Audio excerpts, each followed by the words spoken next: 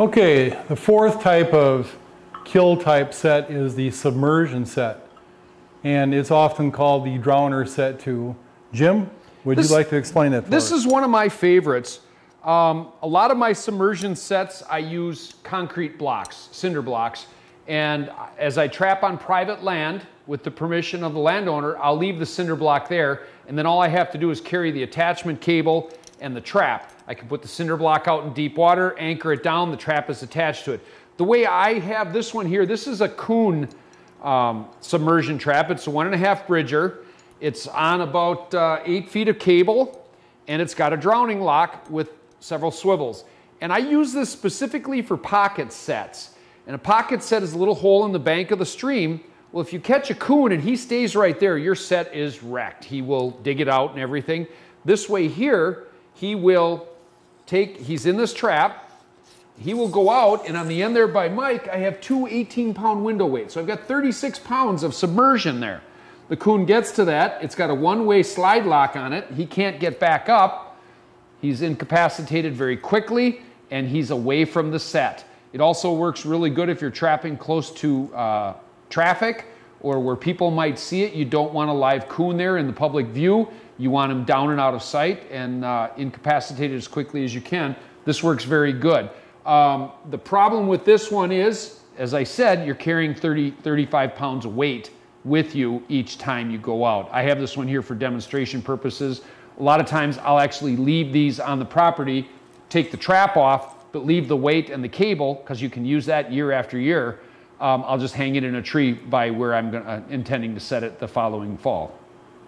Mike? All right, let's make one of these. I try and steer folks away from using wire. Wire has a tendency to kink and then later break, and your catch escapes with the trap. We're going to be using 3/32 aircraft cable. You can buy this from your trapline supply dealer in 100-foot lengths, 500-foot lengths, maybe even 1,000-foot length. This is 7x7 3/32, and you'll want to purchase a good set of cable cutters. If you use side cutters, it'll just take forever to cut them, and with a good cable cutter, cuts them right now. So here is a finished drowner system that I've made for just demonstration purposes, and as Jim pointed out, we've got that drowner lock on there. It can only slide one way and not come back the other way. And I also make use of S-links. I'm a big S-link guy. I've been using S-links forever trapping, and there's all kinds of ways to attach your cable in your trap, but I like S-hooks, and I'll explain how they function a little bit later. So let's go ahead and peel off some cable here.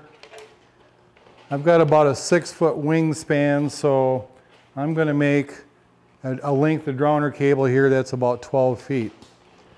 It'll start off as 12 and it might wind up as 11 to 12. So again, cable cutters, quick cut. I got a steel block here. Some fellows use a little piece of railroad, so anything steel and heavy that you can pound on. And I like to use what's called a 3-pound hammer. Need some hardware. Here we got a double ferrule.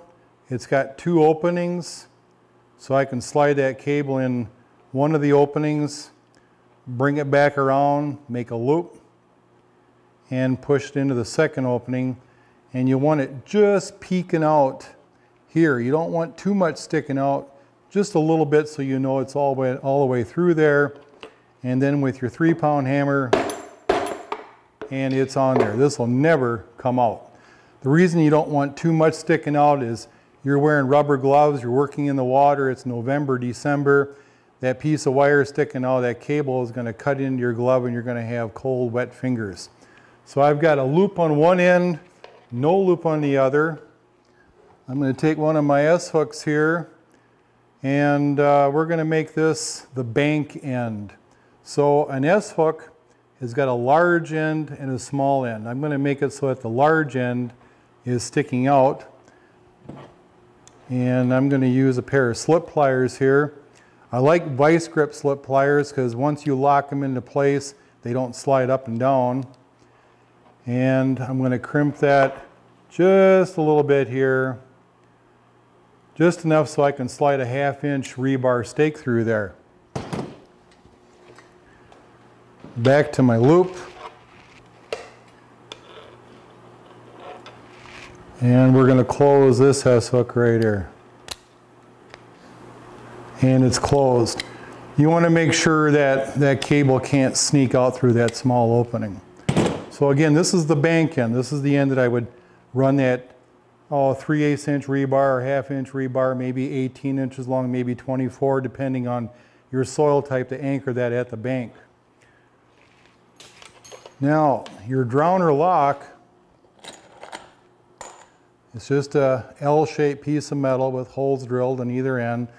You want to put that on there so that it's going to slide back towards the downstream end, the bottom end. If it slides towards the bank, you're going the wrong way with it. So there that is. And another double ferrule. And we'll make a loop down here,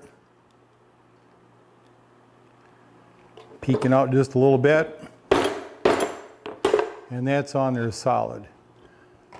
Now this is the end that's going to attach to your drowner weight. I use steel rods, and I'll demonstrate that in the next video on water trapping. But some guys would like to use that so that they can hook this onto, say, Jim's weights or your concrete blocks. So we're going to put the small end on the outside and close up with the big end here.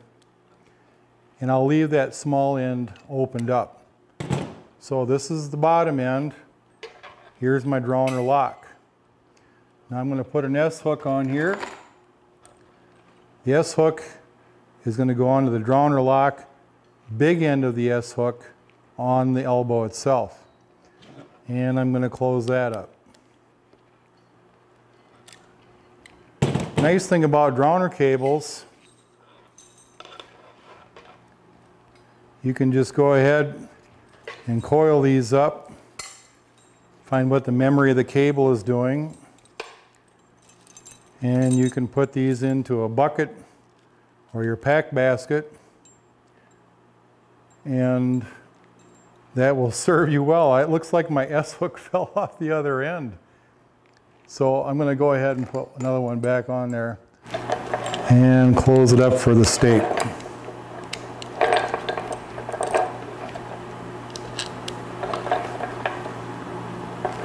And here we have our drowner cable.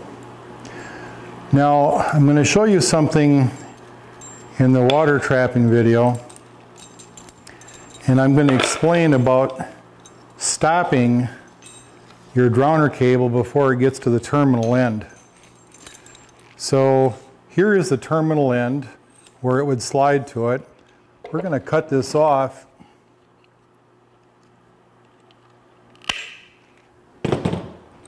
And I'm going to come out about this far, and I'm going to put a stop on here. The stop is kind of like a single ferrule. Slide that on there and pound it down.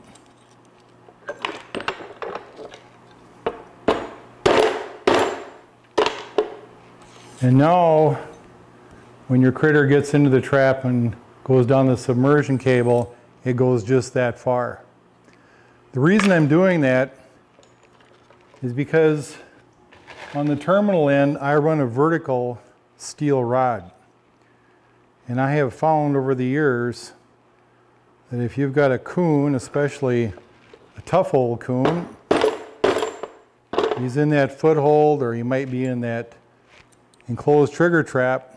If he slides all the way down to the end here and he can grab onto that steel rod still submerged, sometimes he can use that to power out. So I'm going to stop him right here and he can't get all the way to the end.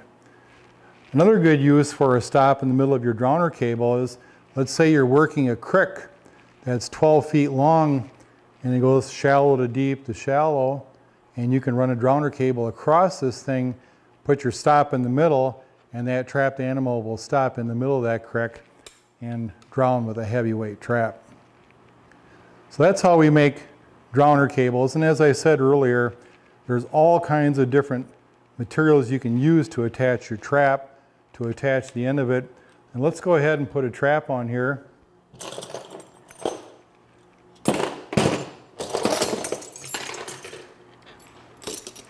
It's a real simple process. Run that through the swivel and close it up.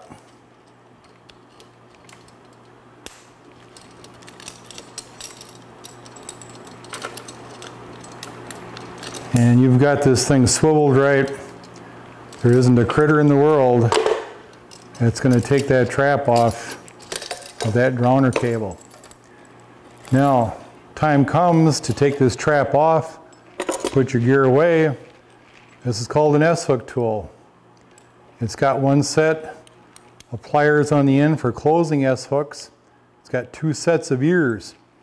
Stick that ear in that S-hook and squeeze gently. That's the key, to squeeze gently. And you can gently open that. It'll open up that S-hook and you can take it off. You can use that same tool to put it back on there. And you can do that many, many times and that S-hook will not weaken. So that's a submersion system using a drowner cable. Again, that's 3/32 7x7.